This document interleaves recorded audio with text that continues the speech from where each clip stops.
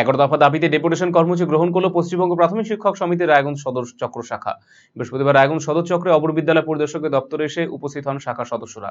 কর্মসূচির নেতৃত্ব দিয়েছিলেন শাখা সম্পাদক অরূপ কান্তি ঘোষ। তিনি জানিয়েছেন, উত্তর দিনাজপুর জেলার স্কুলগুলোতে স্থায়ী প্রধান শিক্ষক নিয়োগ, প্রত্যেক শিক্ষক শিক্ষিকাকে হেলথ স্কিমের অধীনে আনা, স্কুলে মিড ডে মিলে বরাদ্দ বৃদ্ধি, স্কুলের খেলাধুলো পরিচালনায় সমস্ত সংগঠনকে সমান প্রাধান্য দেওয়া, 2023 শিক্ষাবর্ষে বকেয়া পোশাক প্রদান করা সহ 11টা দাবি রয়েছে তাদের।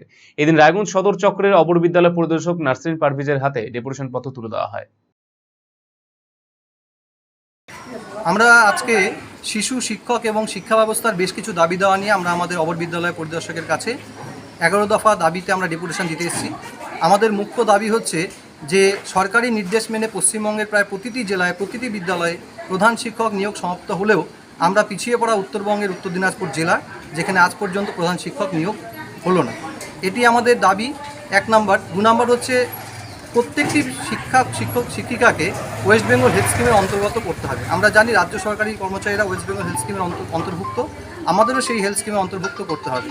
এই যে চড়া মূল্যবৃদ্ধি, এই মূল্যবৃদ্ধিতে 5 টাকা 45 দরে কোনো মতেই ছাত্রছাত্রীদের গুণগত মানসম্পন্ন মিড ডে মিল সরবরাহ করা সম্ভব হচ্ছে না। অবিলম্বে মিড ডে মিলের বরাদ্দ বৃদ্ধি করতে হবে।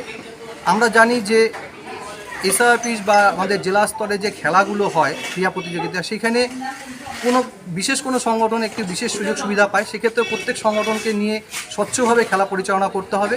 এছাড়াও 2023 প্রতি বছর ছাত্রছাত্রীরা যে পোশাক পায়, বিদ্যালয়ের পোশাক সরকারি বরাদ্দ থেকে, আমরা দেখতে পাচ্ছি 2023 শিক্ষাবর্ষের পোশাক আমাদের জেলার সিংহভাগ স্কুল, আমাদের রায়গঞ্জ সদর চক্রের সিংহভাগ স্কুল এখনও 2023 শিক্ষাবর্ষের পোশাক পায়নি।